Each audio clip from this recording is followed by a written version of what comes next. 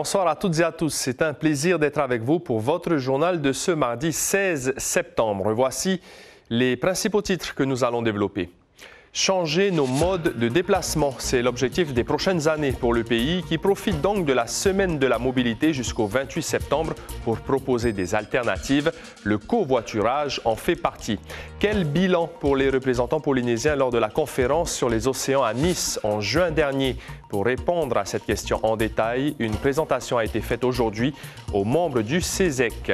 L'Assemblée interparlementaire du Pacifique a été créée le mois dernier lors de la 5e conférence du groupe des parlements des îles du Pacifique. Elle a pour ambition de renforcer la coopération régionale. Pour en parler, nous recevons son premier président élu, Anthony Géros, également président de l'Assemblée de Polynésie. Il espère rééquilibrer le rapport institutionnel entre législatif et exécutif dans le Pacifique. Ils viennent de 6 lycées de Tahiti et sont en situation de décrochage scolaire. Des volontaires jeunes cadets sont en immersion à Tautira. Nous les avons suivis aujourd'hui. Grosse soirée musicale samedi dans les jardins de la mairie de Pirée. Les Francopholies 2e édition sont organisées avec notamment en tête d'affiche Tikenja Fakoli, Zao de Sagazan ou encore le DJ Petit Biscuit. Les organisateurs seront avec nous en plateau. Merci d'être avec nous ce soir à l'occasion de la semaine de la mobilité du 15 au 28 septembre. C'est le moment de réfléchir à notre façon de nous déplacer. Le gouvernement veut en effet vous inciter à marcher, à utiliser des vélos, à prendre le bus ou à faire du covoiturage. 12 places de parking dédiées au covoiturage ont même été installées dans la capitale. Mais le concept, il faut l'avouer, a encore du mal à s'imposer aux Fénois. Tourourou Guérard, Marcel Bonneau. Chaque matin, Frédéric emprunte le même parcours. Un bus depuis Puna-Aouia, puis une marche jusqu'à son travail dans les hauteurs de Faa'a. Pour lui, le covoiturage n'est pas une option. Je ne fais pas de stop, rien. De toute façon, on ne trouve pas vraiment ces trucs-là, ça ne marche pas. Pourquoi ? Déjà, il faut connaître des gens qui vont dans la même direction. Et puis, moi, je change d'endroit sans arrêt pour travailler, donc ça ne va pas, quoi. Pour encourager le covoiturage, 12 places de parking ont été réservées à Papeete à l'occasion de la semaine de la mobilité. Une initiative portée par le gouvernement et mise en place par le prestataire Hello Scout. Mais pour cet entrepreneur, c'est loin d'être suffisant. En mars 2023, Jessie lançait son application de covoiturage. 1 an et demi plus tard, il se voit contraint de mettre son projet en veille. Elle est difficile à mettre en œuvre pour plusieurs raisons. D'abord par rapport aux problèmes de transport que nous avons, aux problèmes de maillage interne également des routes et également en termes de défaut d'incitation. Alors qu'en France, une vraie politique de transport en termes de covoiturage mentionne que les conducteurs sont compensés à hauteur de 75 francs le kilomètre. Pour le ministre des Grands Travaux et de l'Équipement, le covoiturage fait partie des solutions pour désengorger les routes. Mais à Tahiti, la voiture reste omniprésente. Elle représente 77% des déplacements selon la direction des transports terrestres. Le pays va réaménager la place Vaiete et doubler notamment sa superficie. Un concours de maîtrise d'œuvre a été lancé dans le cadre des aménagements du front de mer. Le site sera étendu du terminal de croisière à la gare maritime avec un espace de restauration et une place piétonne plus grande, végétalisée. La date limite de remise des candidatures est fixée au 17 octobre. Le démarrage des travaux est prévu pour début 2027. Notre zone économique exclusive est désormais classée aire marine protégée. C'était une annonce du président de la République lors du sommet des océans à Nice en juin dernier. Aujourd'hui, le CESEC a justement eu un retour sur ce sommet, un résumé des enjeux autour des DCP dérivants, des rahuis ou encore des espaces protégés. La difficulté, trouver l'équilibre entre protection et développement économique. Les précisions avec Lucille Guichet et Teiva Ribé. Les applaudissements pour la protection, les réticences face aux contraintes. L'espace maritime Tainui Atea devient officiellement une aire marine protégée. Lutte contre les DCP dérivants, restauration corallienne, mais surtout zone de rahui, la ZEE devient un sanctuaire. Pourtant, seuls 0,2% des prises de thonidés du Pacifique le sont en Polynésie. Les pêcheurs locaux craignent pour le secteur. Compte tenu du tonnage que nous pêchons annuellement, qui est de 8000 tonnes, et il faut le rappeler, c'est la pêche annuelle d'un seineur. Et nous sommes 80 palangriers. nous estimons que trop de préservation va nuire à notre activité. Car avec une zone maritime de 900 000 km², il va falloir expliquer désormais ce qui a été annoncé lors du sommet des océans. La mise en place de comités locaux, des plans de gestion sur 10 à 15 ans, quand la pêche reste la 3e ressource économique du pays, labellisée durable déjà depuis 2018. Il faut que ça passe par la concertation, il faut que les gens se comprennent en toute transparence. Il y a évidemment des intérêts, il y a des gens qui ont investi beaucoup. Mais il faut que l'on sache se parler, que l'on sache donner aussi la parole aux scientifiques et puis se projeter ensemble.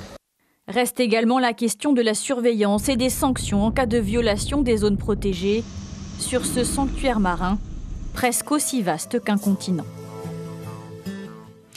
L'Assemblée interparlementaire du Pacifique vient d'être créée pour renforcer la coopération politique régionale et assurer la mise en œuvre effective des décisions communes.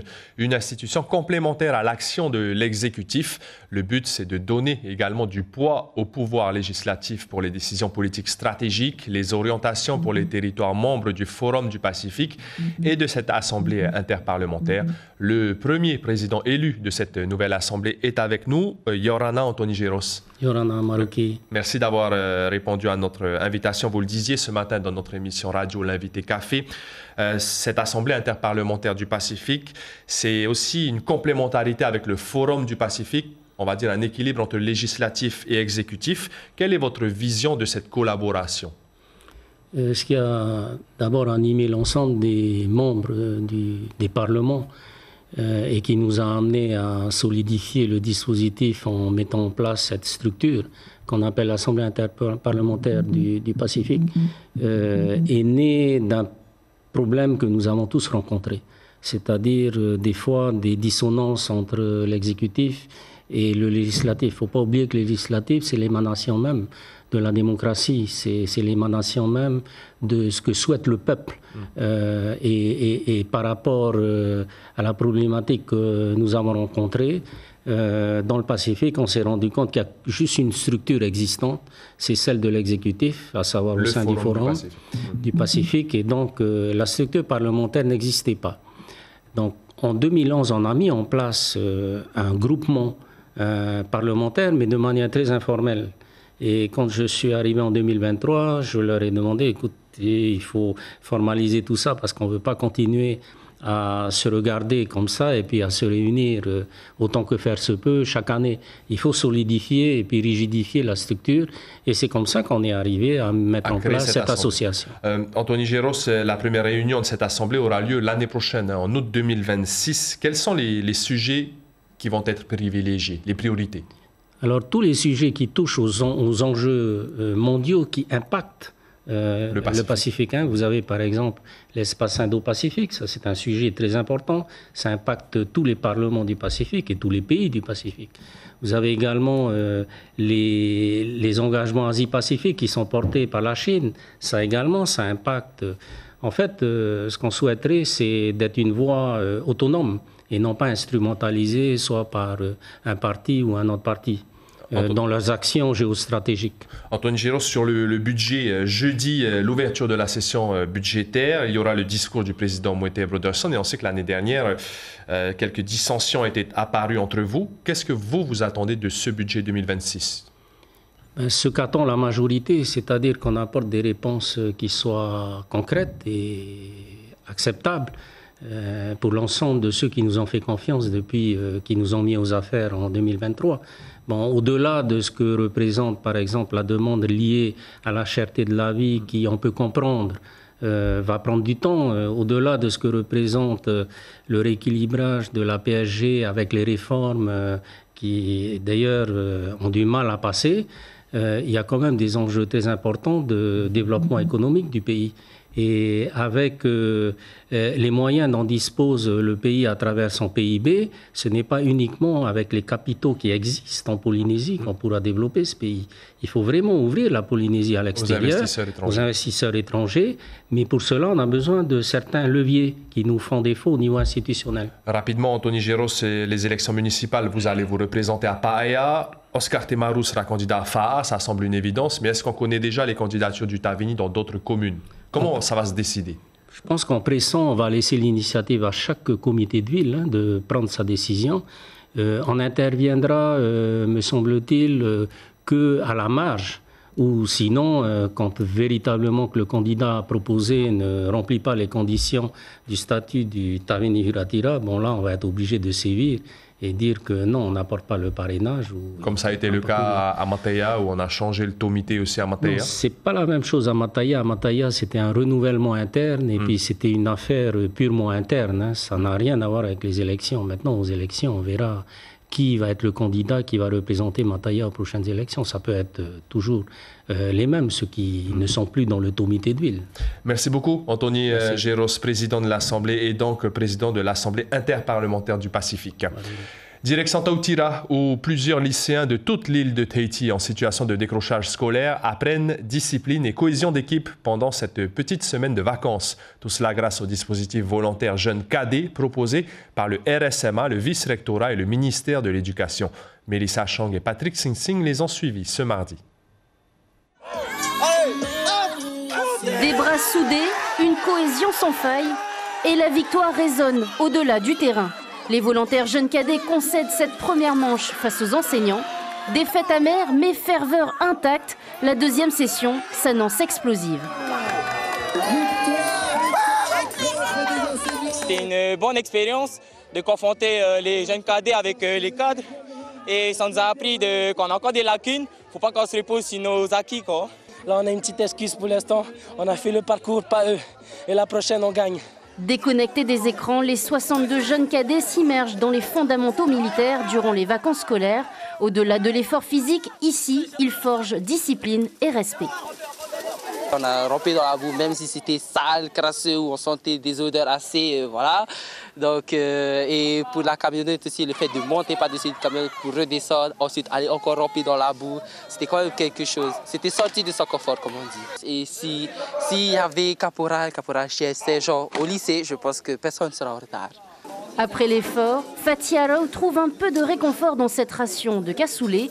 L'école commence même à lui manquer. Quand il faut écouter, c'est dur, parce que tout le monde n'écoute pas, après on est puni. Et les rations, ça dépend des numéros. Il y en a, les plats c'est bon, et on a d'autres, on n'a pas l'habitude de manger ce genre de plats. Là, j'ai envie de retourner à l'école. En 5 ans, ce dispositif a su inverser la tendance du décrochage scolaire. L'année dernière, 2%, ce qui est très largement au-dessus des moyennes nationales et territoriales.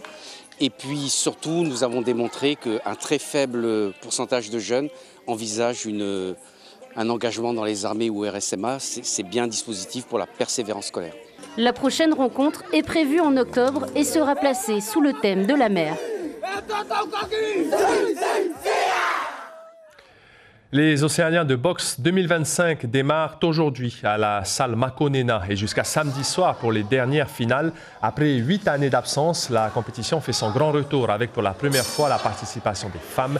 Une quinzaine de nations et plus de 100 boxeurs sont attendus avec notamment l'Australie et la Nouvelle-Zélande. Parmi les boxeurs étrangers, certains athlètes reviennent des Jeux olympiques. Les combats ont lieu entre 17h et 20h toute cette semaine.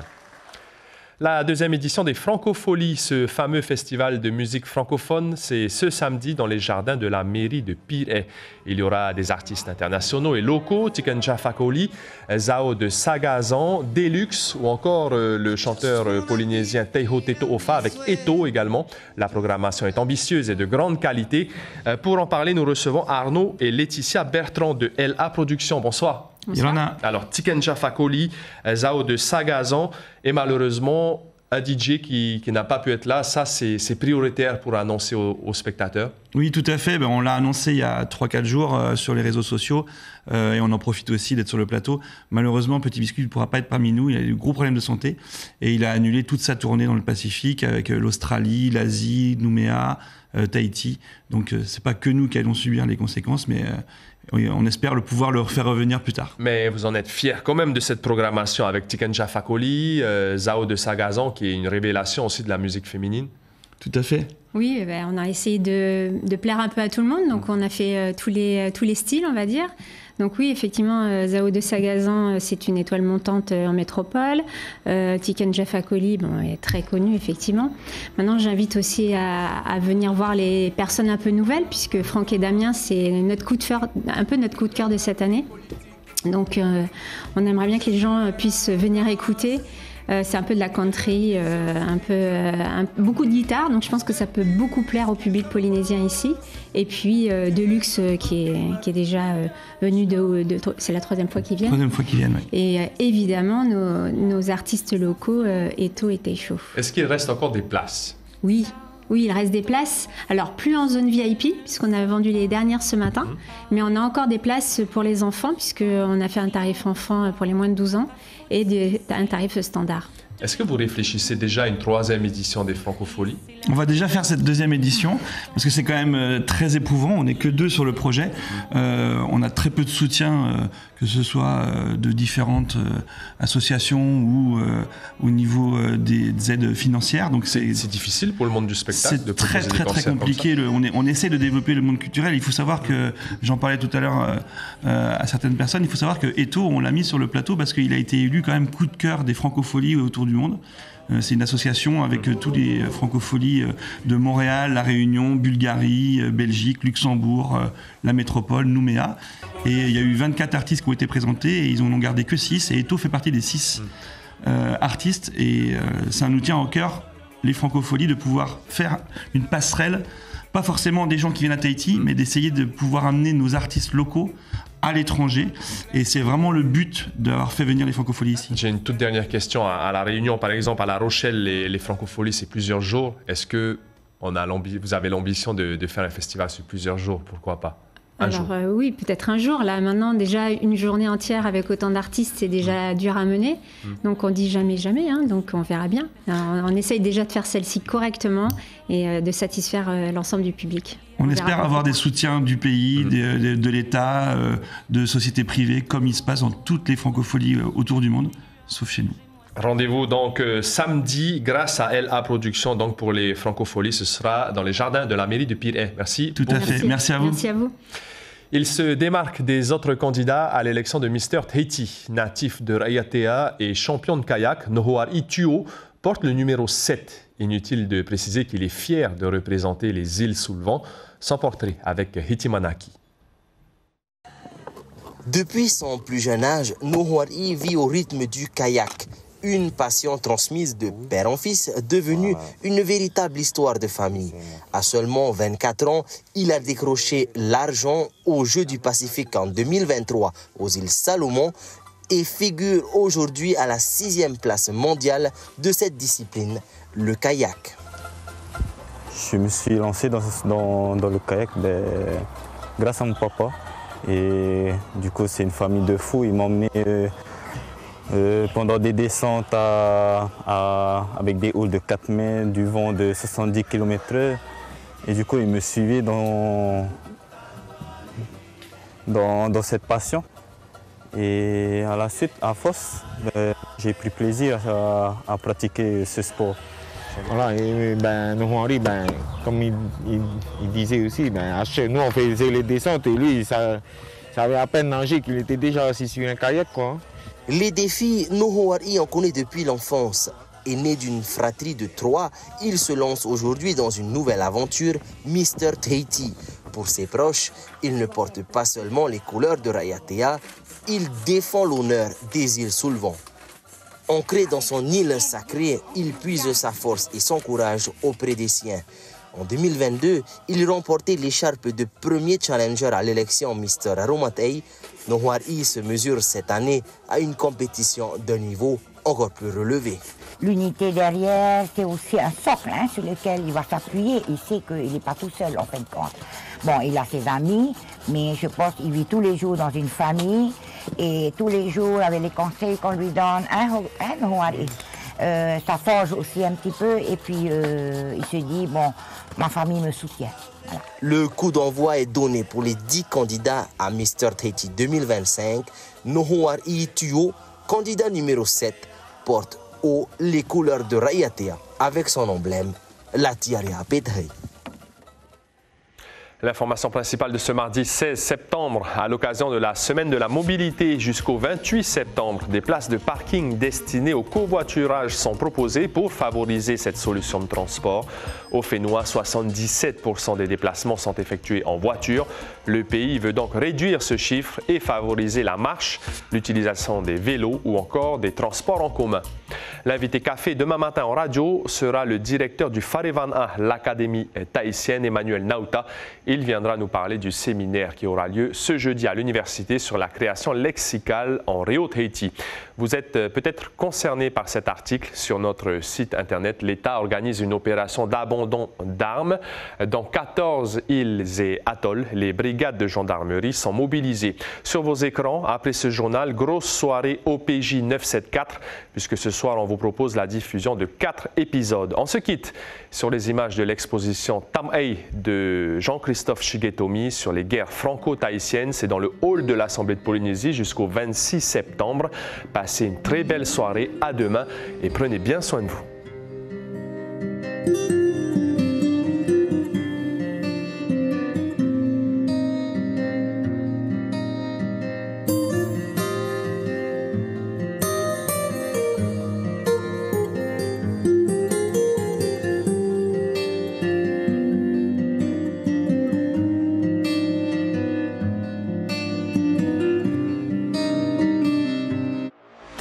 Retrouvez toute l'info sur WhatsApp en scannant notre QR code.